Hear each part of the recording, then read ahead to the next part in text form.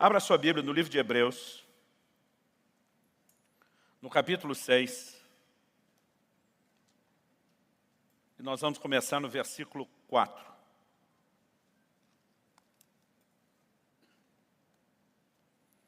Esse é um assunto que ao longo dos anos eu não me canso de falar.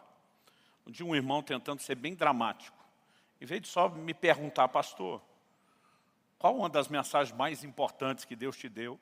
Ele criou todo um teatro de pano de fundo por trás e falou, se te fosse dada uma oportunidade de pregar uma mensagem para o mundo todo, tradução simultânea, via satélite, né? Primeira pergunta que eu fiz para ele, meu auditório são crentes ou não crentes, para saber se eu ia pregar, né, o evangelho a quem não conhece dele ou se eu ia tentar fortalecer. Ele falou, a crentes.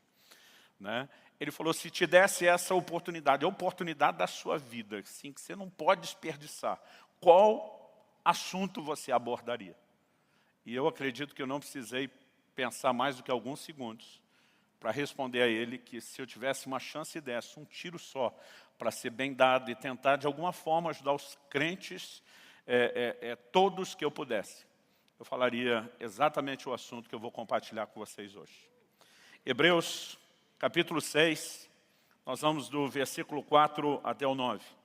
O texto sagrado diz, é impossível, pois, que aqueles que uma vez foram iluminados e provaram o dom celestial e se tornaram participantes do Espírito Santo e provaram a boa palavra de Deus e os poderes do mundo vindouro e caíram, se é impossível outra vez renová-los para arrependimento, visto que de novo estão crucificando para si mesmos o Filho de Deus e expondo a ignomínia. Essa palavra significa desonra pública.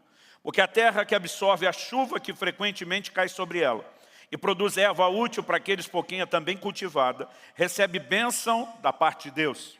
Mas se produz espinhos e abrolhos, é rejeitada, perto está da maldição, e o seu fim é ser queimada. Verso 9. Quanto a vós outros, todavia, ó amados, estamos persuadidos das coisas que são melhores e pertencentes à salvação, ainda que falamos desta maneira. Eu vou querer uma atenção especial para o versículo 9, embora, obviamente, a gente precisa desse contexto todo. A versão revisada de Almeida diz, mas de vós, ó amados, esperamos coisas melhores e que acompanham a salvação, ainda que assim falamos. Quando ele está falando de coisas que acompanham a salvação, obviamente ele se dirige a pessoas que foram salvas. No entanto, ele começa com a abordagem falando a respeito de um grupo de pessoas que também foi salvo, mas tropeçou.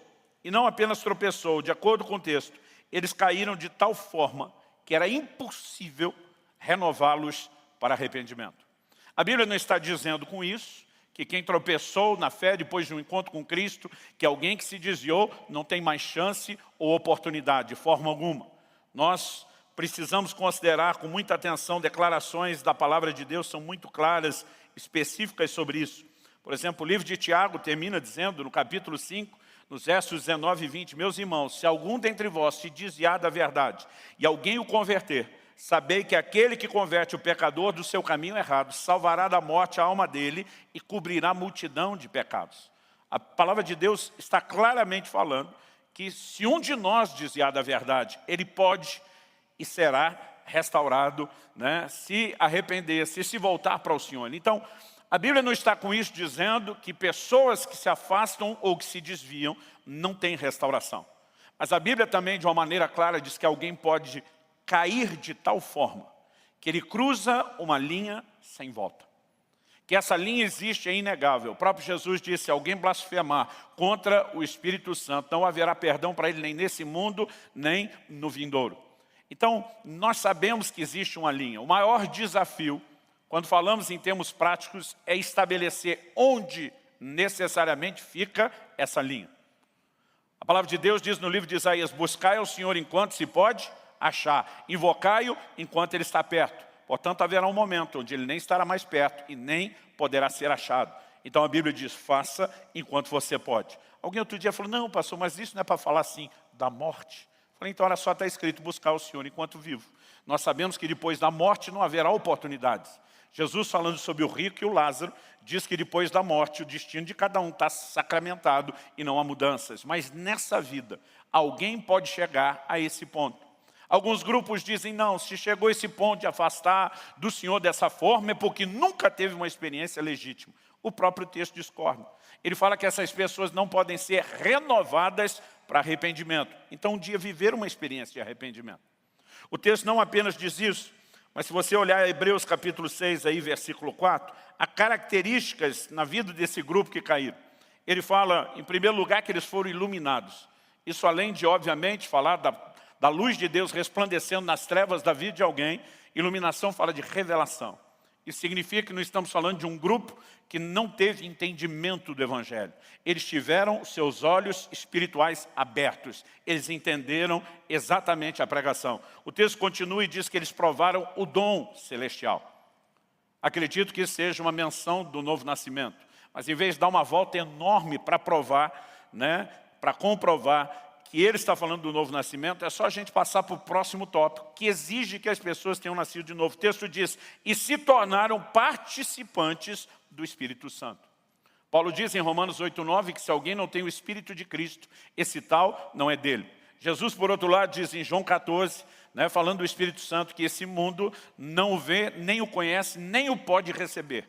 Portanto, ninguém pode recebê-lo sem ser dele e ninguém pode ser dele sem recebê-lo. E aqui o texto diz que se tornaram participantes do Espírito Santo. O texto sagrado continua e diz, provaram a boa palavra de Deus. Essa palavra aqui, provaram, ela é a ideia de saborear comida. A versão espanhola de Reina Valera diz, degustaram a boa palavra de Deus. O que me faz entender que além de uma pregação, uma exposição inicial, houve discipulado, houve instrução. Eles foram alimentados na palavra. E por fim, o texto diz ainda que experimentaram os poderes do mundo vindouro. E com tudo isso, obviamente, textos que legitimam uma experiência assim como Hebreus 10. Hebreus 10, a partir do 26, a Bíblia diz, se deliberadamente vivermos em pecado, depois do pleno conhecimento da verdade, já não resta sacrifício pelos pecados. A Bíblia fala de pessoas que calcaram aos pés o Filho de Deus, profanaram o sangue da aliança com o qual foram santificados. E de vez em quando eu pergunto a eles, diz, não tiveram uma experiência. Digo, então como é que foram santificados pelo sangue de Jesus para profaná-lo depois sem ter uma experiência? E o texto diz que elas ultrajaram ao Espírito da graça. Isso, obviamente, nos assusta. Já citei dados e estatísticas aqui de que há muitas décadas, embora o número de evangélicos siga crescendo vertiginosamente no país, o número de desviados também. A média que nós temos de gente que um dia já esteve no nosso meio e hoje já não está professando ou pelo menos andando de acordo com a fé, afastado do Senhor, muitos da própria igreja e da comunhão dos santos. Esse número é assustador, a média é mais ou menos de 1 para 1. Para cada um crente firme, você tem do lado de fora alguém que já esteve no nosso lugar, vivendo o que vivemos e hoje está distante. Quem fala um pouquinho de Jesus nas ruas ou em qualquer lugar, o tempo todo vai esbarrar com gente desviada.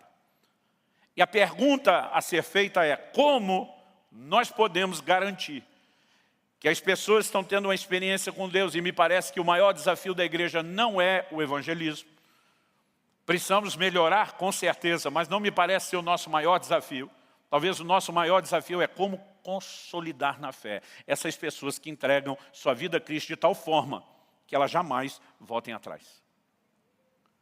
Eu lembro que anos atrás, quando começou a se falar muito sobre a importância dos pequenos grupos para ajudar no pastoreamento da igreja, alguns líderes diziam, nós precisamos trabalhar para que a porta dos fundos não seja tão grande quanto a da frente. Hoje em dia nós nem queremos mais porta dos fundos. Não é nem a questão de diminuí-la. Nós queremos ajudar as pessoas a não comprometerem o seu posicionamento em Deus. E é disso que o autor está falando. Quando no versículo 9 ele diz, de vós, ó amados, esperamos coisas melhores. É lógico que existe um sentido genérico para todo crente de que Deus tem o direito de esperar de nós o melhor, porque Ele deu o melhor. Mas no contexto do texto, ele está falando a crentes que estão firmes, de pé, mas ele faz menção de crentes que tropeçaram, que caíram. Então, quando ele fala para o grupo que está firme, a respeito de um que caiu, não pode mais ser renovado para arrependimento, e diz, de vocês esperamos coisas melhores. Ele está dizendo, melhores do que quem? Do que o primeiro grupo. E isso me chama muito a atenção. A paráfrase, não vou nem chamar de tradução, a paráfrase da Bíblia, a mensagem, apresentou esse versículo 9 de Hebreus 6 assim: amigos, estou certo de que isso não acontecerá com vocês. Tenho os melhores pensamentos a respeito de vocês. Em outras palavras, não vai acontecer o que aconteceu com o primeiro grupo. Esperamos de vocês coisas melhores. Agora, no início do meu ministério como pastor, eu achava que o que todo mundo precisava para ser um crente de verdade era viver uma genuína experiência de arrependimento, um legítimo novo nascimento, mudança de natureza. Então, essa pessoa passar a descobrir o que é ser participante do Espírito Santo, provar a boa palavra de Deus e se aprendesse a experimentar os poderes do mundo vindouro e o sobrenatural, eu pensava, esse está garantido. Era o que eu imaginava no início do meu ministério, até um dia me deparar com esse texto e dizer, peraí, esses caras tinham tudo isso. Arrependeram, nasceram de novo, se tornaram participantes do Espírito Santo, provaram a boa palavra de Deus, os poderes do mundo vindouro e caíram. E não só caíram, caíram de tal forma que já nem mais podiam ser renovados para arrependimento. Então, quando o escritor está dizendo de você esperamos coisas melhores, não está querendo dizer que essas coisas não são boas, importantes ou necessárias, mas ele está dizendo que elas não são suficientes. Se eu e você queremos de fato andar e permanecer no Senhor, nós precisamos ir além do arrependimento inicial, além do novo nascimento, além de ser participante do Espírito Santo, além de receber a boa palavra de Deus e de experimentar os poderes do mundo vindouro. E a pergunta é, o que é esse além? Eu não creio que Deus nos pediria algo melhor sem sinalizar o que de melhor Ele espera de nós. E acredito que a resposta esteja nos versículos 7 e 8. Eu não sei você, mas durante muito tempo, lendo esse texto, eu fiz questão de ler até o 9. O contexto é ainda um pouquinho maior, mas até o 9, para que a gente pudesse perceber, quando ele chega no 9 e diz de vós, amados, esperamos coisas melhores. É evidente que ele continua tratando do assunto, mas por muito tempo eu olhava os versículos 7 e 8 e eu tinha a sensação, falando na linguagem informática, de que alguém copiou o texto e colou no lugar errado. Eu já fiz isso por acidente, escrevendo um texto. De repente, na hora de revisar, eu olhava algo no meio, o que isso está fazendo aqui, que não tem o menor sentido. E daqui a pouco fui perceber que acidentalmente tinha transportado de outro lugar uma coisa que tinha nada a ver com o texto. E às vezes eu ficava olhando e dizia, olha comigo, verso 7 e 8. Porque a terra que absorve a chuva que frequentemente cai sobre ela, e produz erva útil para aqueles por quem é também cultivada, recebe a bênção da parte de Deus. Mas se produz espinhos e abrolhos, é rejeitada, perto está da maldição, e o seu fim é ser queimada. Fica pensando, o que tem a ver uma coisa com a outra? Mas lembre que ele está escrevendo a crentes bons, firmes na fé, falando a respeito de crentes ruins, fracos, que falharam na fé. E ele entra com um exemplo, uma alegoria, falando de terra boa e terra ruim.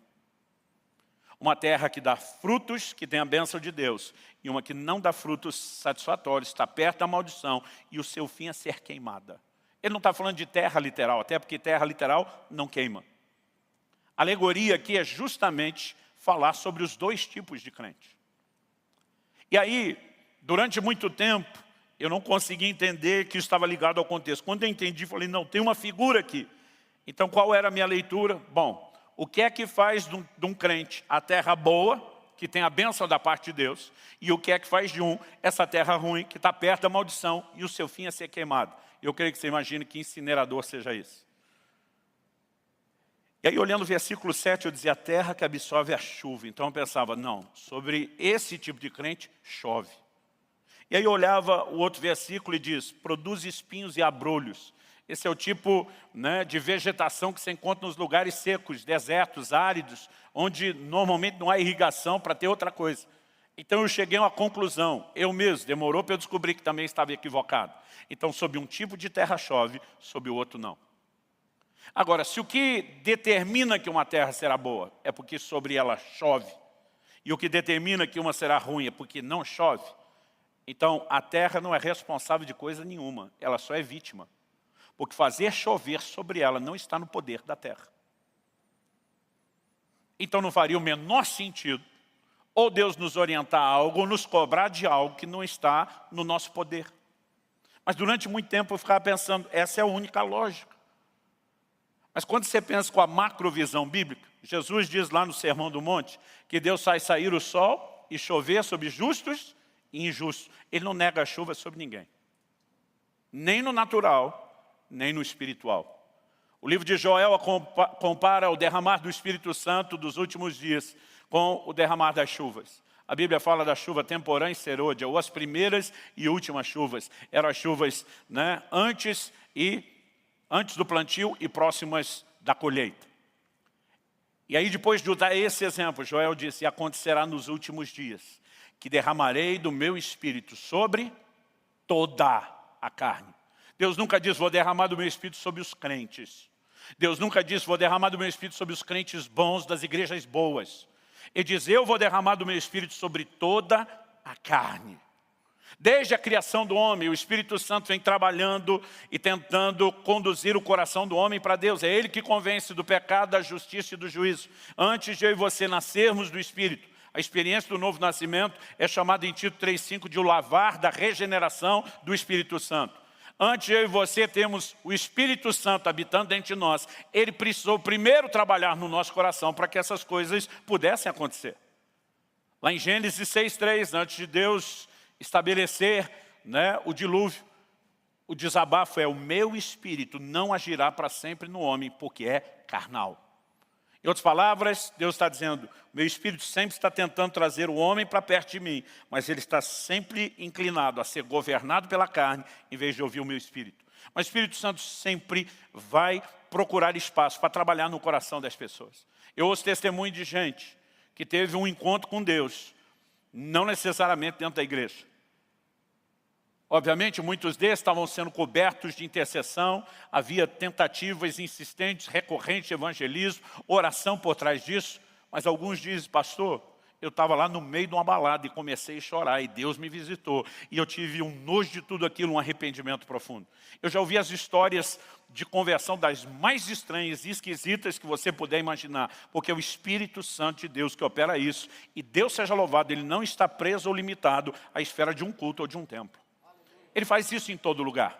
Então, tentar acreditar que há um derramar do Espírito Santo sobre alguns, sobre outro, não apenas não transforma isso numa orientação prática, como sequer é compatível com as ideias de justiça que a própria Bíblia comunica.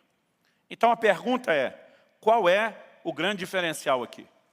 O versículo 7 diz que a terra que absorve a chuva. A diferença entre uma terra e outra não é que sobre uma chove e a outra não. É que a primeira retém, segura a água da chuva. Ela corresponde com o investimento divino. O maior investimento para que uma terra seja frutífera da parte do Criador é a chuva. Mas há alguns tipos de solo que não conseguem reter a água. E o problema de alguns lugares que não são férteis, às vezes não é falta de irrigação, às vezes é a incapacidade do solo de reter a água que cai sobre ele. E esse é um ponto que tem chamado e muito a minha atenção para algo que eu acredito ser essencial. Repito o que eu falei antes, não estou dizendo que arrepender-se, nascer de novo, ser participante do Espírito Santo, provar a boa palavra de Deus, os poderes do mundo vindouro, não sejam coisas importantes, mas, embora sejam vitais, essenciais, elas não são suficientes. Há algo mais que eu e você precisamos aprender, e esse algo mais, se olhamos para o derramar dessa chuva, como uma figura da ação do Espírito Santo, precisamos entender que absorver ou reter a água da chuva é a capacidade de interagir com a pessoa do Espírito Santo, de corresponder com a pessoa do Espírito Santo. E acredito que quando entramos nesse ponto, para mim, da mais alta importância na vida cristã, eu percebo que, de uma forma geral, é algo, né, que você encontra em falta no ensino e na pregação cristã, de maneira geral, no corpo de Cristo. Pensa num assunto, né, que não se fala muito, é sobre essa interação com a pessoa do Espírito Santo. O Espírito Santo tem como um dos seus papéis garantir que aquilo que Deus começou na minha e na sua vida continue e termine de forma bem-sucedida, em vez de ser abortado pelo meio do caminho. No entanto, que há possibilidade de se abortar o que Deus começou, nós também não vamos discutir. Paulo fala de pessoas que naufragaram na fé. O que era o naufrágio? Alguém entrava numa embarcação visando, navegar de um porto até outro, atracar em segurança. Mas muitas vezes a viagem era abortada, não era completada. E o naufrágio normalmente significava que eles não só não chegariam ao lugar do destino, mas iriam perecer. Na jornada da fé, infelizmente, muitos têm naufragado. Não por falta de recursos da parte de Deus, mas muitas vezes pela falta de interação com Ele. Então, um elemento que tem sido muito discutido por alguns é justamente essa questão de que o Espírito Santo traz segurança para a vida do salvo a respeito de uma conclusão daquilo que Deus começou. E eu queria que você lesse comigo alguns textos que apontam nessa direção. Vai comigo para a segunda carta de Paulo aos Coríntios, no capítulo 1, e vamos ler junto aí os versículos 21 e 22. O texto sagrado diz: mas aquele que nos confirma convosco em Cristo e nos ungiu é Deus, que também nos selou e deu penhor do Espírito em nosso coração. Vou ler o mesmo texto na Nova Versão Internacional. Ele, além da tradução, ele traz um pouquinho de explicação de alguns termos. O texto diz assim: ora, é Deus que faz que nós e vocês permaneçamos firmes em Cristo. Ele nos ungiu, nos selou como sua propriedade. Passou o texto, não falava de propriedade, não. Mas alguém só põe um selo naquilo que lhe pertencia. Então, como eu disse, aqui ele está interpretando. Nos selou como sua propriedade e pôs o seu Espírito em nossos corações como garantia do que está por vir. A expressão selo ela aparece aqui em relação ao termo garantia. Vá comigo para Efésios, capítulo 4, versículo 30.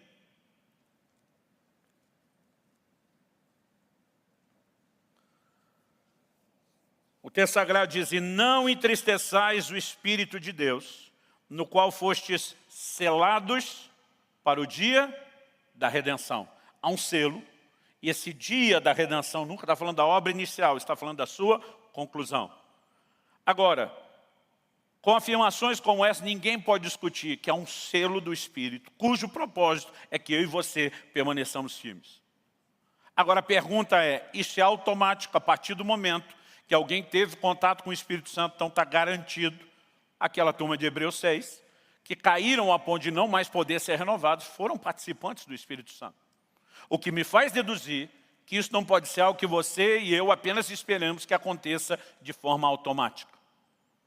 Mas a pergunta prática é: o que é o selo do Espírito? E quando eu e você recebemos? Volta comigo um pouquinho em Efésios, no capítulo 1. E vamos dar uma olhadinha nos versículos 13 e 14. No finalzinho do 12, o apóstolo termina usando a expressão esperamos em Cristo. Depois de falar em Cristo, ele entra no 13. Em quem? Então, em quem aqui leia-se em Cristo. Em quem também vós, depois que ouvistes a palavra da verdade, o evangelho da vossa salvação, tendo nele também crido, fostes selados com o Santo Espírito da promessa, o qual é o penhor da nossa herança até o resgate da sua propriedade, em louvor da sua glória. Bom, verso 13 diz: depois que ouviram a palavra da verdade, o evangelho da salvação, tendo nele também crido, fostes selados. Isso levou a igreja tradicional, histórica, durante muito tempo, a declarar: no momento em que o crente nasceu de novo, ele recebeu o selo do Espírito Santo. É depois de ouvir a palavra, é na hora que crê, ele imediatamente ao nascer de novo recebe o selo do Espírito Santo. E durante muito tempo não se questionava isso. Mas por volta do século XIX, quando irrompeu o grande movimento pentecostal, que varreu toda a terra, e as pessoas começaram a viver uma experiência poderosa com o batismo no Espírito Santo, que depois de muitos séculos não era anunciado, pregado, embora fosse isoladamente experimentado por uns aqui ou acolá. Os pentecostais começaram a usar uma expressão, e até hoje a gente brinca que isso é gíria de crente, pelo menos da turma do manto, daqueles bem pentecostais. Às vezes eles nem usam a expressão batizado no Espírito Santo. Um pergunta para o outro: já foi selado? Eles começaram a pregar o selo como sendo não o novo nascimento, mas sim o batismo no Espírito Santo. Por quê? Eles diziam: eu tenho um monte de crente alegadamente nascido de novo, desviando. Então eles olhavam e diziam: isso não pode ser o selo, porque esse aparente selo que dizem não está funcionando. Mas aí eles olhavam para a vida daqueles que agora estavam sendo revestidos com poder, cheios do Espírito Santo e mudando radicalmente de vida, e começaram a dizer: esse é o selo.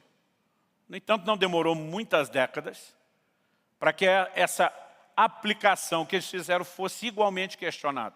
Porque se antes tinha gente que era só nascido de novo desviando, agora tinha gente nascido de novo, batizado no Espírito Santo, desviando. Embora se sustente no meio pentecostal até hoje, que o selo do Espírito Santo seja o batismo, as pessoas às vezes me perguntam, pastor, e aí? É na hora do novo nascimento ou é na hora do batismo no Espírito? E normalmente eu gosto de dizer para as pessoas o seguinte, quem foi que disse que o selo é uma única experiência, com uma data cronológica na vida de alguém? De alguma forma, a gente chegou a essa conclusão. Porque nós associamos isso a uma ou outra experiência. Deixa eu te dizer, ao longo de pelo menos 33 anos, eu tenho vivido experiências com o Espírito Santo. Algumas são parecidas, algumas são completamente diferentes, inéditas. Mas o que eu tenho descoberto ao longo do tempo é que não importa quanta experiência com Ele eu já tive. Se eu parar de me relacionar com Ele, tudo aquilo que eu vivi será desperdiçado. O que a maior parte das pessoas não tem enxergado para mim é o básico, é o fundamento de tudo. Eu e você não fomos chamados para ter experiências com o Espírito Santo. Eu e você fomos chamados para ter comunhão com o Espírito Santo, relacionamento com o Espírito Santo. Aliás, em 2 Coríntios 13, quando Paulo termina ali a epístola com o que nós apelidamos de a bênção apostólica, ele diz o seguinte, que a graça do Senhor Jesus, que o amor de Deus o Pai e que a comunhão do Espírito Santo seja com cada um de vós. Mas a maioria de nós lê esse negócio mais ou menos assim, que a graça de Jesus, a gente para, olha e diz, esse negócio é top, esse é importante.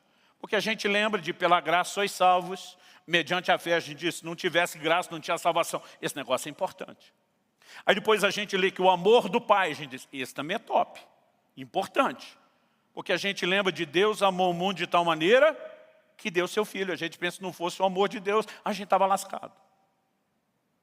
E aí a leitura termina mais ou menos assim, que a graça de Jesus, essa coisa top e importante, que o amor de Deus, o Pai, essa também super top, super importante, e a comunhão do Espírito Santo, aí o crente olha e diz, o que quer que seja isso, não deve ser importante, seja com cada um de vós. Irmão, eu ouso dizer para você, que a comunhão com o Espírito Santo é tão essencial à sua salvação, quanto a graça de Jesus e o amor do Pai. Nós precisamos entender a obra do Espírito Santo. Eu fiz uma conta rápida agora há pouco, durante o louvor. Eu não sei se eu vou ser 100% aqui preciso, mas deve estar pelo menos 99 ponto alguma coisa por cento. Eu acredito que eu completei hoje, dia 2 de fevereiro de 2021, 17.576 dias de vida, incluindo já a soma dos anos bissextos. 17.576 dias de vida. Se na média eu tiver comido 1 quilo de comida por dia, uma média generosa, levando em conta o tempo que era criança, levando tempos mais recentes, que a gente já está mais convertido, teve época que 1 quilo era uma refeição. Mas vamos fazer assim uma média bondosa. Isso significa que eu já teria consumido, no mínimo, 17 toneladas e meio de alimento. Eu fico imaginando quanto espaço eu precisaria para acomodar e acumular aqui 17 toneladas e meio de alimento. Gente, é muita comida. Pensa numa criatura consumidora de alimentos. E não ria você de mim, que alguns estão ali, ó. Agora, por que eu estou falando isso? Não importa se eu já comi 17 toneladas e meio de alimento até hoje. Se eu parar de comer, eu morro. Porque tudo isso só me trouxe até aqui. Para que eu siga vivendo, eu preciso continuar comendo. Quem está entendendo, diga amém. Então não importa se você um dia foi batizado no Espírito Santo, se na hora do novo nascimento já recebeu um toque de Deus, se depois teve uma experiência de cair debaixo do poder de Deus, se você fluiu nos dons, não importa o que você viveu até hoje, se você parar de relacionar-se com o Espírito Santo, você morre. E sabe, o que muitas pessoas não entendem é o quanto isso é necessário e importante. E aí nós precisamos entender essa dinâmica de relacionamento. A vida cristã envolve interação. Eu fico vendo as escolas teológicas debatendo, uma joga toda a responsabilidade em cima do homem, a outra transfere tudo para Deus. E de vez em quando a turma diz, pastor, dependendo da mensagem sua que a gente ouve, parece que o senhor está de um lado, dependendo da mensagem, parece estar do outro. Eu digo, não estou nem de um lado nem do outro. E a turma diz, como não? Eu falei, eu estou tentando ficar no meio. A turma diz, como assim? Eu falei, olha, tem responsabilidade humana? É inegável. A Bíblia diz, arrependei-vos, imperativo. Então, se Deus ordena o homem arrepender, ele tem responsabilidade no arrependimento. Mas a mesma Bíblia também diz, lá em Romanos 2,4, que a bondade de Deus conduz ao arrependimento. Também existe uma graça e um recurso divino que precisa se encontrar com essa responsabilidade humana e a interação produz resultado. Romanos 8,26 diz que o Espírito nos ajuda na nossa fraqueza. A palavra ali traduzida ajuda é um palavrão no sentido de ser grande. Sunanti lambanomai. É a composição de 3 palavras, sum, anti e lambano. O mai é só a conjugação do terceiro verbo depoente. Eu tinha decorado isso para impressionar vocês, mas esqueci. Eu não faço ideia do que é o mai, é um tipo de conjugação. Mas na hora que eu decorei tinha ficado bonito.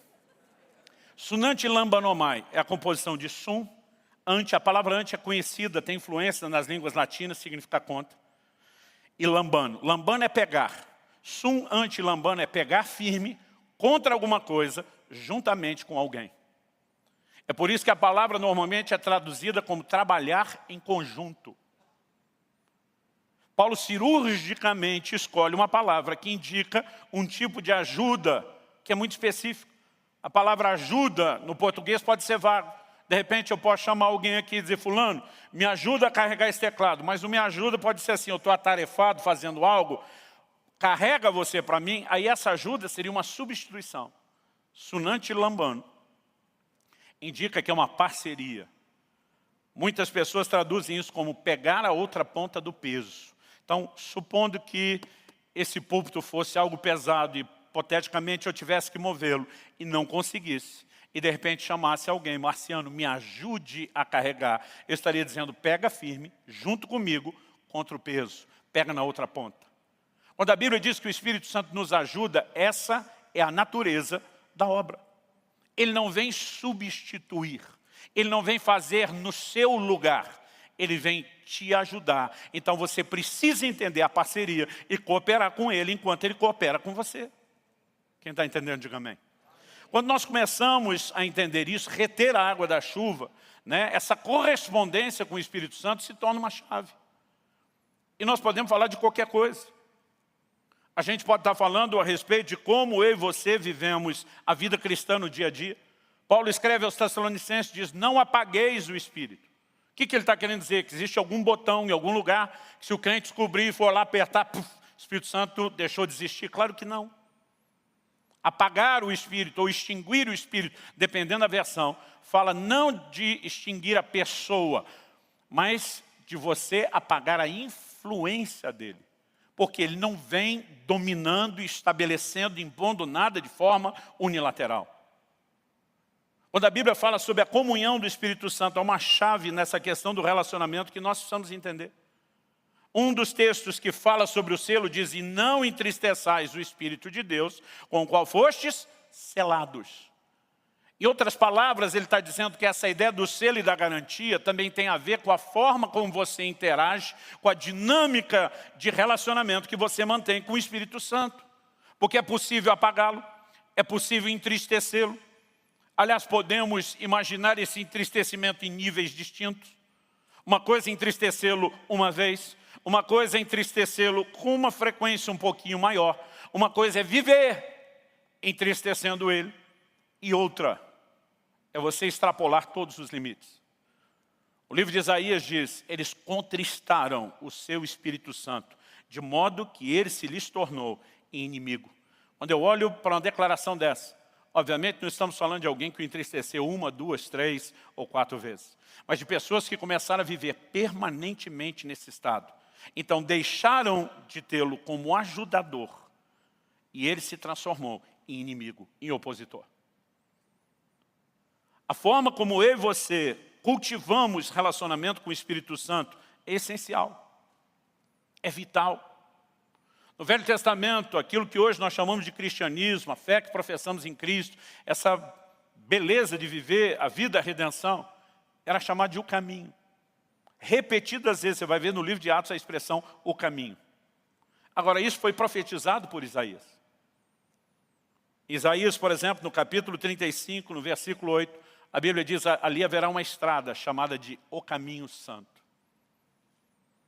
Mas em Isaías 30, 21, a Bíblia diz que enquanto nós trilhássemos esse caminho, haveria uma voz atrás de nós dizendo, esse é o caminho, andai nele, não desvie para a direita, não desvie para a esquerda. O que é que isso nos ensina? Que Deus não providenciou só um caminho. Ele providenciou um guia para que eu e você nunca venhamos a sair do caminho. Quem está entendendo, diga amém. Romanos 8,14 fala daqueles que são guiados pelo Espírito de Deus. A palavra ali traduzida guiados, no original grego ágo, um dos seus significados é ser tomado pela mão e conduzido até o destino final. Quando eu completei 7 anos de idade e saí daquela fase do pré-primário para entrar no primeiro ano do ensino básico, a gente precisa atualizar os nomes, é isso? Me ajude, Leste. Eu estava apavorado. A escola onde eu ia era longe de casa, tudo era novo, tudo era estranho. E naquele primeiro dia de aula, meu pai decidiu me levar. E ele literalmente me pegou pela mão em casa. Aos meus 7 anos de idade, ele fez todo o caminho. Quando eu era criança, eu achava que eram 5 quilômetros. Depois de adulto, voltei lá, dá mais ou menos 1 quilômetro. Mas era um quilômetro bem comprido, para as pernas de uma criança. Meu pai fez aquele trecho comigo. Ele não apenas chegou na porta da escola e disse entra, ele entrou, ele achou qual era a classe onde eu estava matriculado, me botou na fila, me ensinou como eu deveria comportar na hora de cantar o hino. Um dia desse alguém falou, que hino? Eu falei, aí você vê como as coisas mudaram, né? O hino nacional. E ele diz, na hora que aquela professora entrar e essa fila seguir dentro daquela sala, você faz. Ele me tomou pela mão e me conduziu até o destino final. Essa é a provisão que Deus nos deu no Espírito Santo. Alguém que desde o primeiro dia, não é alguém que botou um selo e diz, agora se vira, fui. Alguém que desde o primeiro dia diz, eu vou te tomar pela mão. Eu vou te orientar ao longo da caminhada para que você não se perca. Eu estarei com você até o destino final, até que isso seja completado.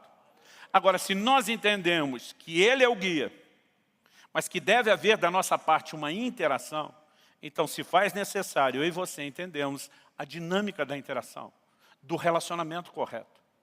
Porque muitas vezes nós podemos simplesmente desprezar aquilo que Deus, por meio do Espírito Santo, está tentando fazer nas nossas vidas. E acabamos dessa forma, muitas vezes, comprometendo o que Deus tem. Tiago, capítulo 4, dá uma olhadinha comigo. Nós falamos sobre apagar o Espírito, nós falamos sobre entristecê-lo. Mas dá uma olhadinha comigo no livro de Tiago. Capítulo 4. Vamos começar primeiro no versículo 4.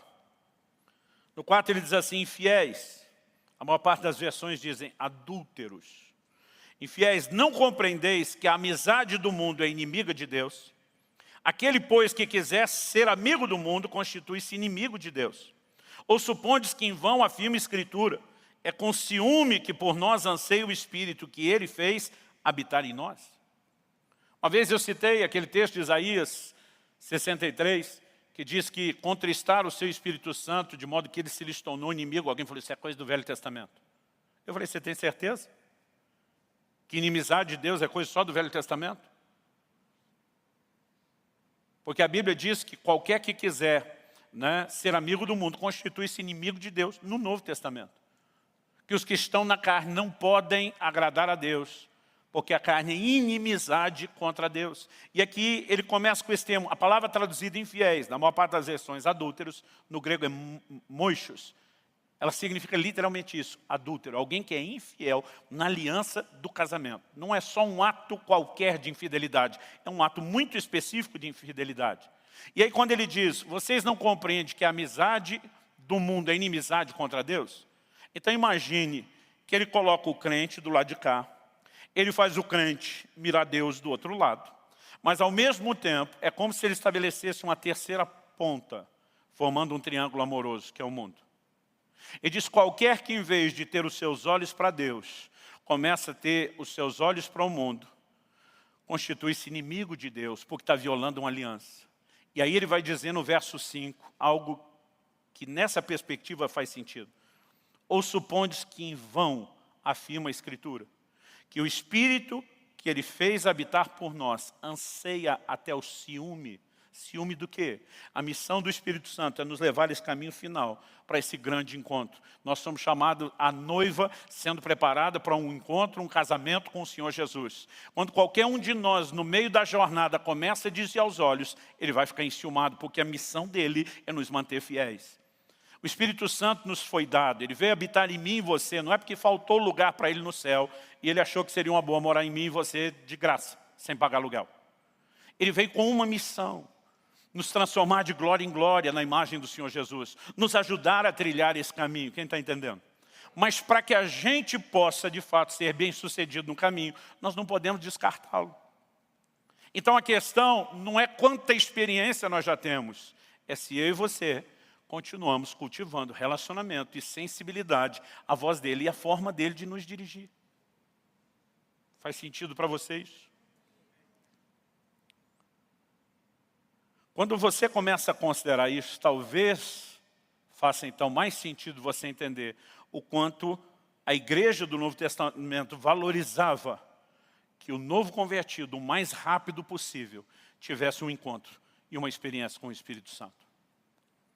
Em Atos, no capítulo 8, quando a palavra de Deus chega em Samaria através do ministério de Filipe, a Bíblia diz que as pessoas estavam entregando suas vidas a Jesus, eram batizadas nas águas, havia grande alegria na cidade. Filipe está operando sinais e prodígios, gente curada, demônios sendo expulsos. Mas a Bíblia diz que imediatamente a igreja de Jerusalém mandou para lá nada mais, nada menos do que Pedro e João. Um dia eu falei isso, alguém resmungou em voz alta, só diretoria.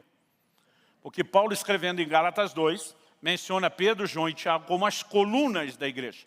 Provavelmente Tiago, que passa a ter cada vez mais voz, é chamado de o irmão do Senhor por Paulo, um dos irmãos de Jesus. Ele direcionou Pedro e João para que fosse.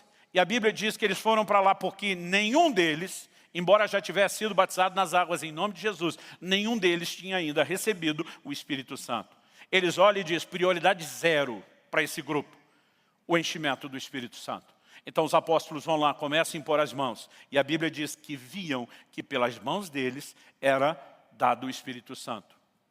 Aí você pensa, bom, pode ter sido um momento, a igreja ainda está se formando e não entende. Não, eu vou te mostrar que é um padrão. E é um padrão que não é meramente humano. Atos capítulo 9. Saulo tem um encontro com Cristo. Fica 3 dias e 3 noites trancado num quarto, orando, sem comer nem beber. O Senhor Jesus aparece numa visão a um discípulo chamado Ananias e diz para ele, na tradução da Bíblia, na linguagem de hoje, do pastor Luciano Subirá, a minha própria versão mineira, diz Jesus, fala para ele, Ananias, eu preciso de você. Ele, eis-me aqui, Senhor. Aí o Senhor diz, eu preciso que você vá à rua tal, na casa de fulano de tal. Aí o Senhor diz para ele, procure por um tal de Saulo, apelidado de Tarso. Nesse momento, o Ananias interrompe Jesus. E diz, não é flor que se cheire. Senhor, eu tenho ouvido o que esse homem tem feito contra a tua igreja, os males. Eu imagino se fosse hoje, alguém escrevendo uma linguagem mais contemporânea, diria que Jesus falou para Ananias, sabe de nada, inocente. Eu já me encontrei com ele. Eu mesmo o ganhei. Mas Jesus diz, Ananias, eu preciso que você vá lá e imponha as mãos sobre ele, para que 2 coisas aconteçam. Primeiro, que ele volte a ver. Ele não está vendo nada desde que minha glória resplandeceu. Segundo, Jesus diz para que ele seja cheio do Espírito Santo. Irmão, o próprio Jesus, nosso Redentor e Senhor da igreja, ele está dizendo, não importa, Ananias, se eu mesmo ganhei o cara, ele está tão impactado que ele está 3 dias sem comer nem beber, trancado orando. Quantos crentes você conhece? Que depois da conversão se trancaram 3 dias no quarto sem comer nem beber, orando, sem parar em jejum. Eu nunca vi isso. O impacto da conversão de Paulo era evidente. Mas Jesus está dizendo, não importa a intensidade da experiência, não importa se ele me viu, não importa o nível de resposta até agora, ele precisa ser cheio do Espírito Santo. Porque Jesus nunca propôs uma vida sem o Espírito Santo. Aliás, quando em João 14, ele diz, olha, eu estou indo, mas não vou deixar vocês sozinhos. Eu imaginava ele falando do Espírito Santo quase como um step. Tipo, o carro não ficar com a roda menos, providenciei alguém aí que não vai baixar muito o nível. Mas quando você chega em João 16, A ênfase de Jesus ganha uma conotação completamente distinta. Jesus diz, convém que eu vá. Porque se eu não for, o Espírito Santo não pode vir. Aqui ele não está dizendo, gente, porque eu estou indo, ele vai vir tentar segurar. Não, Jesus diz, eu tenho que sair. Porque se eu não sair, ele não vem. Jesus diz, eu tenho muito que vos dizer, mas vocês não podem suportar. No entanto, quando vier o Espírito Santo, ele os guiará a toda a verdade. Jesus está dizendo, ele não vai manter só um nível, ele vai subir um nível. Ele é a grande provisão de Deus desde o início.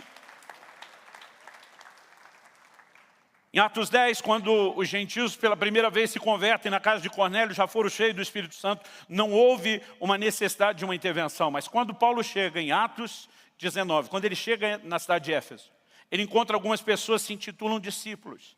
Aí ele vai fazer um checklist. Primeira pergunta dele, no que é que vocês foram batizados? Eles dizem, no batismo de João. Imagina Paulo olhando, batismo de João? O batismo de João era um batismo para arrependimento, anunciando o Cristo que viria, que instituiria depois seu próprio batismo, tanto nas águas como no Espírito Santo. Ele olha para eles e diz, tem alguma coisa errada. Na verdade, a pergunta inicial de Paulo, eu vou falar da pergunta antes dessa pergunta, foi, recebestes vós o Espírito Santo quando crestes? A resposta desse grupo, nós nem ouvimos falar que exista Espírito Santo. Mas diz, espera aí, não só não receberam como não ouviram falar, Paulo diz, no que é que vocês foram batizados? Aí diz, no batismo de João. Paulo diz, agora estou entendendo que vocês não sabem do Espírito Santo. Vocês estão realmente por fora. A Bíblia diz que Paulo expõe o Evangelho, leva eles ao batismo nas águas e todos foram cheios do Espírito Santo. O que nós entendemos? Que a dinâmica era conduzir as pessoas o mais rápido possível, não apenas a uma experiência. A experiência era a porta de entrada, mas em um relacionamento com o Espírito Santo. Em Atos, no capítulo 13, quando a igreja começa pela primeira vez a praticar o que a gente pode chamar de missões intencionais. Até então as missões eram acidentais, estão fugindo da perseguição, vão pregando o evangelho sem nenhum planejamento. Agora Paulo e Barnabé têm de fato um projeto de Deus no coração. O Espírito Santo diz, me separa Paulo e Barnabé para a obra que eu os tenho enviado. Eles começam a entrar agora nas cidades dos gentios. Gente, o desafio de pregar o evangelho no meio dos gentios era maior do que no meio dos judeus. Por quê? No meio dos judeus havia uma fé comum. Todo mundo cria na promessa do Cristo que viria. Todos eles, os judeus, criam no Antigo Testamento como a Bíblia, a palavra de Deus. Então, onde quer que se encontrava um judeu, eles discutiam o que estava escrito. Eles já tinham valores fundamentados, como a existência de um só Deus, o Criador de todas as coisas, não aceitava idolatria em hipótese nenhuma, não aceitava imoralidade. Então, vamos imaginar o contexto cultural do Brasil. No Brasil, é relativamente fácil pregar o evangelho. Porque nós somos um país de cultura cristã. A maior parte das pessoas já ouviu falar de Deus e o diabo, anjo, demônio, céu, inferno. Né? E quem não acredita que a Bíblia é a palavra de Deus, ainda tem a chance de aceitar que ela contenha. Existe um nível de abertura. Agora vai pregar para um hindu na Índia. E você diz para ele, porque a palavra de Deus, ele olha para você e diz, qual Deus? Eles creem em milhões de deuses. Não, o único, não tem um só. Não é a palavra dele, palavra de um e a dos outros. Está tudo relativizado. Então ele já tinha um desafio maior para a conversão. Depois da conversão, imagina o desafio do discipulado. Agora tinha que chegar para esse camarada convertido e dizer, não pode idolatria. Só que a vida inteira eles estavam no meio dos ídolos. Não pode prostituição. Eles se prostituíam no culto aos ídolos.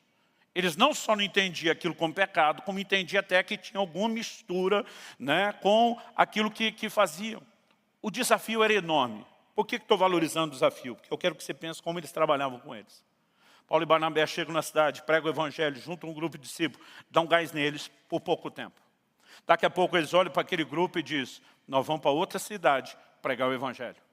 E quando eles saíam, esse primeiro grupo ficava sem pastor, sem líder. Atos 14 nos mostra que depois eles vêm fazendo o caminho da volta. E nesse caminho de volta eles começam a levantar os primeiros presbíteros, os primeiros líderes. Não tinha líder quando eles saíram. Ah, pastor, mas pelo menos eles tinham a Bíblia. Não. Os judeus tinham o Velho Testamento. Os gentios convertidos não tinham acesso a ele e o Novo Testamento não tinha sido escrito. Então eles ficavam sem Bíblia. Eles não tinham o que hoje, erroneamente, nós chamamos de igreja. Igreja não é o prédio, não é o auditório, é o ajuntamento dos santos. Mas eles não tinham esse quartel-general, esse lugar para se reunir, para ser fortalecido. Aí eu fico pensando, hoje em dia, as pessoas se convertem, a gente dá para eles Bíblia, a gente dá para eles pastor, a gente dá o quartel-general, e já é difícil manter firme. Sem necessariamente esse histórico todo, né, de idolatria e imoralidade. Aí você começa a pensar, se ainda hoje, dando tudo isso, é difícil manter essa turma firme, qual era o desafio deles de largar aquele grupo tão novo na fé e simplesmente ir para outro lugar com a convicção de que aquilo não seria perdido? Isso só era possível por conta de uma ênfase que era dada desde o novo nascimento. 1 de João 2,20, ele diz, vós tendes a unção do santo. No verso 27 ele diz, e todos tendes conhecimento. E não tendes necessidade de que ninguém vos ensine coisa alguma, porque a unção do santo que está em vós, e é verdadeira, ela vos ensina todas as coisas. Antes de ir embora, eles iam para esse grupo, não é que Bíblia não é importante, Deus já providenciou uma parte que vocês ainda não têm, vai providenciar outra, é importante. Não é que ter pastores que os conduzem não seja importante, senão Jesus não teria dito para Pedro, apacenta as minhas ovelhas. Não é que reunir-se não seja importante, senão a igreja não teria se reunido ao longo dos séculos. Mas estão dizendo, até que essas coisas sejam supridas, vocês já têm o essencial. Enquanto vocês vão andando no caminho, haverá uma voz atrás de você dizendo, este é o caminho, ande nele, não desvie para a direita, não desvie para a esquerda. Essa capacidade de se manter sintonizado ao Espírito Santo que garante que eu e você não vamos afastar do caminho. Essa é a única coisa que eu e você temos, que está naquele patamar onde a turma olha, arrependeu, nasceu de novo, né? Ele foi iluminado, sim, se tornou participante do Espírito Santo, sim, da boa palavra, mas vai olhar tudo isso, essas 6 coisas são vitais, importantes, mas não são suficientes. O que eu e você precisamos é permanecer continuamente nesse lugar de comunhão com o Espírito Santo. Ah, pastor, mas esse negócio de ouvir o Espírito Santo é complicado. Eu digo, é nada. Nós precisamos entender que é tão simples que esses crentes, desde o início, embora às vezes eles tinham mais ensino específico sobre isso do que nós, que temos tanta informação doutrinária sobre tanta coisa, às vezes acabamos recebendo. Outro dia um irmão falou para mim, pastor, vocês falam aí de Deus dirigir, eu não sei o que é isso. Falei, sabe, todo culto você tem um treino. Quando chega a hora da oferta, eu falo para ele, 2 vozes vão falar dentro de você. Uma diz, dá nada não. Ou dá essa nota menorzinha aí da carteira. Falei, a outra vai dizer, dá sim. Essa não, pega aquela outra maior. Falei, imaginando que você não seja, e não estou zombando de quem tem um problema, né, merece não só compaixão, mas todo cuidado. Mas falei para ele, imaginando que você não seja um esquizofrênico no mais alto grau de dupla personalidade, essas 2 vozes disputando não pode proceder de você. Eu falei, então, considerando que nós já sabemos qual é a sua voz falando, seu avarento, falei para ele, eu tinha liberdade. Eu falei, de quem que você acha que é a outra voz? Aquela sugestão que parece um pensamento, um sentimento, tentando te empurrar a contribuir. Aí ele, querendo dar de ganhar, disse, será que é o diabo? Falei, só se ele converteu, para querer você contribuindo. A verdade, gente, é que a coisa é simples. Vamos imaginar alguns exemplos que eu passei a usar ao longo do tempo, que são talvez dos mais comuns entre nós. Você encontrou um grupo de irmãos, daqueles que decidiu usar a língua como um chicote para açoitar um outro crente que não está presente. Aquela turma da linguinha bifurcada, que o veneno corre no sangue da boca, no canto da boca, e eles estão descendo a lenha. Talvez você nem falou muito contra, mas também não defendeu e nem pediu que ninguém considerasse nada. Mas mesmo achando que não estava participando tanto, quando você sai de lá, tem um desconforto dentro de você. Não é necessariamente uma voz, tem hora que você não sabe dizer se aquilo é um pensamento, um sentimento, tem hora que você fica pensando, será que é minha consciência? Mas algo está dizendo, você não deveria ter se conduzido dessa forma. Você não deveria ter falado daquela maneira do seu irmão. O problema é que a maioria de nós, em vez de prestar atenção nisso, a gente luta contra. Nada a ver, todo mundo fala. E quanto mais insensíveis nos tornamos aos impulsos do Espírito, mais nós o apagamos e abafamos a sua voz. Mas quanto mais sensíveis nos tornamos, mais nós começamos a perceber as suas orientações. Aí se encontrou um outro grupo de pessoas, dessa vez não eram os irmãos, era a turma do trabalho ou da escola. E todo mundo começou a contar piadas, está rindo com eles, mas a coisa migrou de piada para piada suja. E o problema da piada suja é a sujeira. Ela não deixa de ser engraçada, algumas delas são mais engraçadas do que umas que não são sujas. E aí você está rindo com eles, e de repente o velho homem ficou com saudade, você mesmo abriu o baú, já pegou e contou algumas coisas também, e quando você sai dali, de novo aquele desconforto dentro de você, você não deveria ter brincado com essas coisas. Quem que está fazendo isso dentro de você? É o Espírito Santo. O crente está lá no quarto, no lugar de oração, e quanto mais ele se entrega à oração, mais sensível ele fica à ação do Espírito Santo. E de repente ele chega naquele ponto da oração, meus filhos quando era pequeno diziam, pai, sabe aquela hora da oração que fica bem gostoso? E ele entra naquele ponto, né, naquele lugar de oração, começou a quebrantar, e daqui a pouco o crente está chorando. E algo lá dentro no íntimo fala para ele, perdoa fulano. Aí você diz, perdoa não. Gente, se o Espírito Santo não fala com o crente, ele deve ser das criaturas mais loucas que existe. Porque vive discutindo consigo mesmo. Perdoa ou não. Lembra de quantos bons momentos vocês já tiveram juntos? Passa por cima disso. Releva. Não. Posso até perdoar, mas vai ter que vir rastejando, mendigando. Com quem que você está discutindo, crente? A coisa não deveria ser tão complexa. Às vezes são pequenas coisas. A maneira que você respondeu para o cônjuge ou para um filho, algo dentro de você diz, está errado. O problema é que às vezes a gente quer se estribar no nosso próprio entendimento. Está errado porque mereceu. Em vez de simplesmente prestar atenção. Se eu e você entendemos o que é essa dinâmica de corresponder com o Espírito Santo, em qualquer coisa, em qualquer área da nossa vida, gente. Esse domingo, eu tinha pregado de manhã numa igreja lá em Recife, os irmãos me levaram para um restaurante. Eu estou comendo com eles o tempo todo, eu só vejo uma pessoa naquele restaurante. Parece que eu não consigo enxergar mais ninguém. É um dos funcionários da limpeza, que está o tempo todo, varre, limpa. E eu estou olhando para ele o tempo todo, tem algo me incomodando. Eu sei que é o Espírito Santo. Eu sei que Deus está me chamando a atenção, eu começo a orar por ele, e daqui a pouco eu sinto que eu tenho que dar uma palavra para ele, que eu não sei o que é. Mas algo importante que eu e você precisamos entender a respeito do Espírito Santo, é que isso é algo meio parecido com o jogo de dama ou xadrez. Ele faz um movimento, você tem que fazer o seu. Enquanto você não faz o seu, ele não faz o próximo.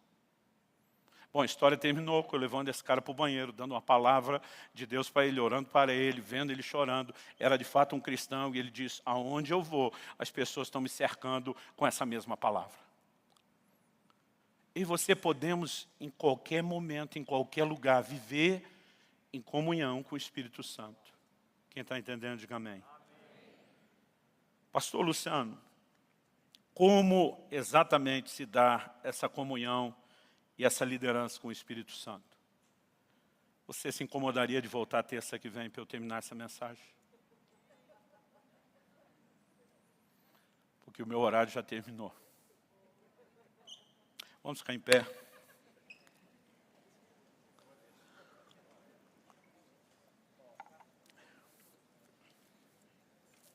Francis Chan, autor do livro Deus Esquecido, uma referência a como o Espírito Santo é negligenciado. Um dia alguém me viu falando essas coisas, falou, pastor, o senhor já leu esse livro? Eu falei, ainda não. O cara fala muito dessas mesmas coisas que você. Ele até acabou me dando o livro que eu li e recomendo. Mas o que me chamou a atenção antes de ler o livro era a chamada da contracapa, da quarta capa. Tinha uma frase dele que dizia assim, se eu fosse Satanás e meu objetivo final fosse frustrar os propósitos de Deus e seu reino, então estou lendo ele falando, e mesmo dele é hipotético, é deixar claro que eu não sou, ok? Se eu fosse Satanás e meu objetivo final fosse frustrar os propósitos de Deus e o seu reino, uma das minhas principais estratégias seria levar os frequentadores de igreja a ignorar o Espírito Santo. E quando você pensa no escopo todo da doutrina bíblica, talvez não haja um tiro mais certeiro para quem quer nos demover do lugar da fé do que esse. A vida do sobrenatural não são só orações respondidas, milagres e operação dos dons. É a capacidade de se submeter a Cristo numa forma que eu e você não temos recursos em nós mesmos para conseguir viver. O sobrenatural ele vai se desdobrando de muitas formas, mas nós precisamos viver debaixo desse controle divino. Quem está entendendo, diga amém. Sabe, tem gente com uma ideia equivocada de avivamento. Avivamento na cabeça dele, ele acha que um dia ele vai acordar e o rio de Deus inundou tudo, veio aquela enchente, está tudo tomado. Não é assim que funciona. No livro de Ezequiel, no capítulo 47, quando você lê sobre o rio, você percebe que ele sai do santuário. O livro do Apocalipse diz que emana do trono do próprio Deus. Aliás, a Bíblia diz, há um rio cujas correntes alegram a cidade de Deus. E de repente, quando ele vê aquele rio, o rio obviamente fala da obra de Deus, da ação divina, porque a Bíblia diz, por onde o rio passa, tudo volta a viver. E quando ele vê o rio, o anjo se coloca ao lado dele e diz, vem comigo. E a Bíblia diz que ele mediu 1000 côvados. O côvado é mais ou menos meio metro. Então isso é equivalente a meio quilômetro. Então ele vai medindo, anda meio quilômetro, e depois de andar meio quilômetro, a água ainda dá nos tornozelos. A Bíblia diz que aquele anjo mede mais 1000, agora outro quilômetro, e a água dá no joelho. A Bíblia diz que ele mede mais 1000, em momento nenhum ele parou. Por que não parou? Porque não chegou a hora de parar. Água no tornozelo não é hora de parar. Água no joelho não é hora de parar. Água nos lombos não é hora de parar. Sabe quando parou? Não é quando atravessa o rio, porque o propósito não era chegar do outro lado. A Bíblia diz, até que cheguei às águas profundas. Diga comigo, águas profundas. Esse é o meu e o seu destino. Algo que entendi é que não é o rio que invade a minha vida, que vem até mim. Sou eu que tenho que entrar no rio. Tem crente uma vida inteira esperando a tal de enchente que não acontece. Quando na verdade ele não entendeu que Deus está esperando que ele entre no rio. Agora, quando você tem água no tornozelo, ou mesmo tem um pouco mais água no joelho, ou mesmo um pouco mais nos lombos, você ainda está pisando no chão. Enquanto dá pé, você se governa, você decide para onde vai. Mas quando a Bíblia diz, cheguei às águas profundas, e o profeta Ezequiel diz, águas para se nadar, ele está dizendo que não dá mais pé. E quando não dá mais pé, não é mais você que se governa. Agora é o rio que te carrega. É o rio que assume o controle. A experiência de entrega ao Espírito Santo ela é progressiva. É o que eu e você vamos nos entregando, até perder completamente o controle. A ideia de ser cheio do Espírito Santo na cabeça de muitos de nós está errada. Porque a gente imagina ser cheio eu vou ter mais do Espírito Santo. Aí eu estava pela metade, saí do culto preenchido, como se você tivesse mais dele. João 3,34 diz que Deus não dá o Espírito por medida. Então não tem como te dar um pouquinho do Espírito Santo, depois mais um pouco, depois mais um pouco. Ele não dá por medida. A ideia de ser cheio é ser inteiramente preenchido. Isso não é você ter mais do Espírito Santo, é o Espírito Santo ter mais de você. É quando você vai se entregando, se rendendo, ele pode entrar em todas as áreas da sua vida e preencher você totalmente. Ser cheio do Espírito é ele ter mais de você e não você ter mais dele. E se nós não entendemos essa interação, nós vamos negligenciar coisas por muito tempo. Na área dos dons, Paulo diz a Timóteo, não seja negligente para com o dom que é em ti. Nós vamos falar mais dessas coisas semana que vem, mas nós precisamos entender essa dinâmica de rendição diária ao Espírito Santo. Eu queria estar aqui te dizendo que desde que eu entendi isso, eu nunca mais entristeci o Espírito Santo, mas não seria verdade. É lógico que eu nunca acordei um dia pensando hoje é dia de maldade. Vamos entristecer o Espírito Santo. A gente não faz esse tipo de coisa. Imagino que a maioria não faça.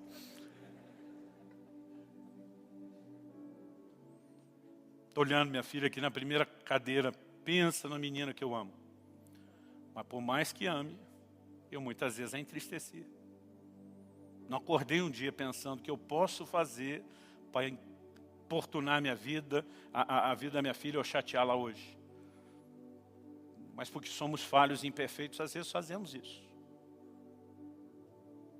E por mais arrependido que eu fique quando eu fale com ela, Eu nunca tive a ousadia de prometer nunca mais vou fazer. Eu me esforço para fazer cada vez menos. Eu quero te dizer, com Deus não é diferente. Há momentos em que eu sigo tão prontamente a liderança do Espírito Santo. E há momentos que eu fico perguntando, por que eu não levei isso a sério? Ou por que eu fui na direção completamente oposta? Cada vez que eu percebo que eu entristeci, isso dói. Davi externo arrependimento dele, dizendo, Deus, ele não está preocupado se ele vai continuar sendo rei ou não, se o trono é dele. Ele diz, não retires de mim o teu espírito e nem a alegria da tua salvação. Ele está dizendo, isso eu não posso perder. O homem chamado de homem, segundo o coração de Deus, não era perfeito, mas tinha uma prontidão de arrependimento, um desespero para reconectar com o Espírito Santo, não porque ele precisava profetizar com os salmos, era ali que ele era preenchido. E quando eu e você descobrimos que o entristecemos, o propósito de Deus não é com isso nos encher de culpa e condenação, mas é sempre nos chamar a um lugar de restauração. E nós precisamos vigiar continuamente o coração. Há um perigo de que muitas vezes aquelas experiências que no início para nós eram tão impactantes e extraordinárias, elas se tornem comuns.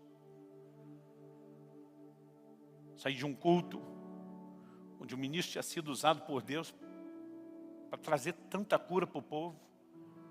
E eu vi outros ministros comentando, nada de espetacular.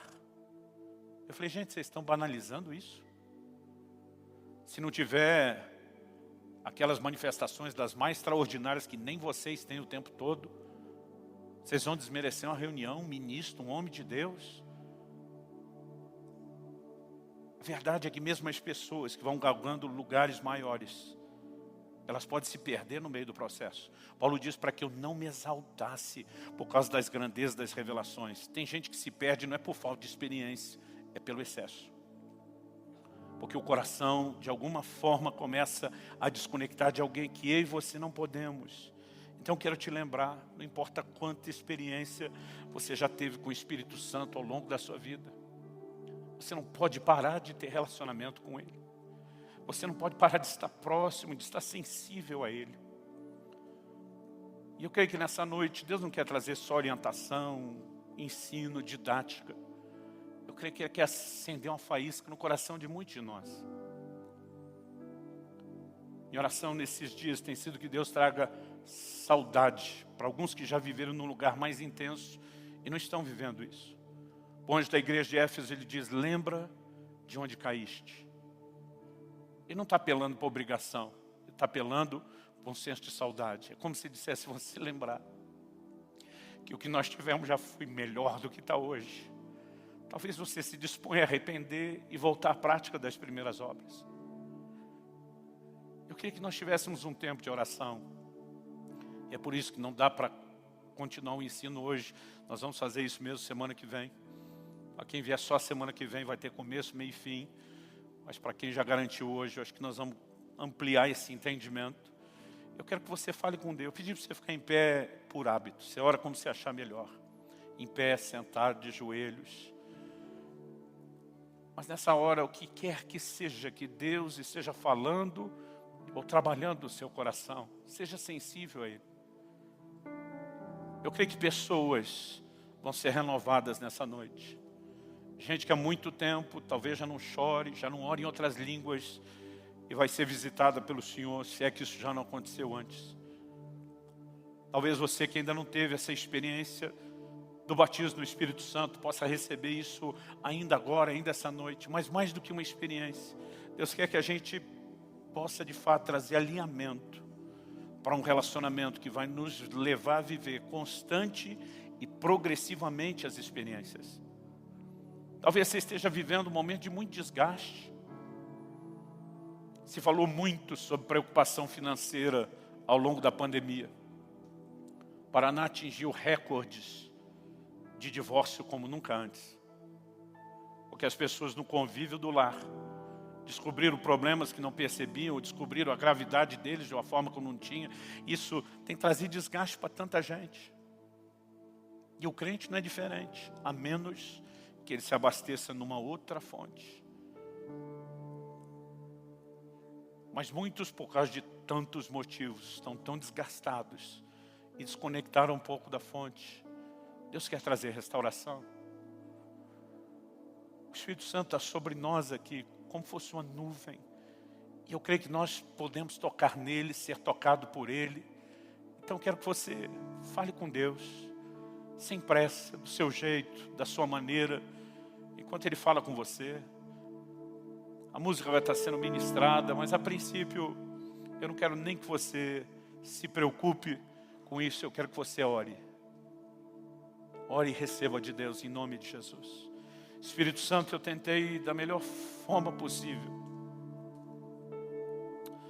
transmitir aquilo que o Senhor tem me orientado, me corrigido e ao mesmo tempo me inspirado. Mas só o Senhor pode tornar essa palavra viva no coração dos meus irmãos e irmãs. Só o Senhor pode trazer de fato essa percepção de que esse relacionamento precisa mais da nossa parte. Porque mais da tua parte, Espírito Santo, sempre podemos contar. Nós queremos nos render e nos entregar ao Senhor novamente, ou como nunca antes. Nós não queremos apenas experiências novas e maiores. Nós queremos retomar o relacionamento. Esse mês que o Senhor nos dirige a tratar desses assuntos, esse mês onde há uma provisão profética nos cultos, nós queremos, Senhor, ser levados por meio do entendimento e de uma resposta maior ao Senhor a entrar nesse rio. Não queremos nos contentar no raso, nós queremos as águas profundas, nós queremos viver o lugar de plena rendição. Senhor, isso não é apenas para os maduros na fé. Cada um de nós pode viver progressivamente esse relacionamento contigo e nós oramos por isso. Vem sobre nós, Espírito Santo, essa noite. Mas nós oramos por mais do que um toque, mais do que um fortalecimento. Nós oramos, ó Deus, pelo início de um relacionamento mais intenso, de uma capacidade de correspondência e rendição maior. Nós oramos que a percepção e a sensibilidade sejam restauradas. Muitas vezes, por te entristecer de forma repetida, apagamos a sua influência, abafamos o som da sua voz. Mas nessa noite nós oramos que isso seja mudado, seja revertido. Toca-nos, Senhor, toca-nos. Nós clamamos em nome de Jesus, em nome de Jesus, em nome de Jesus.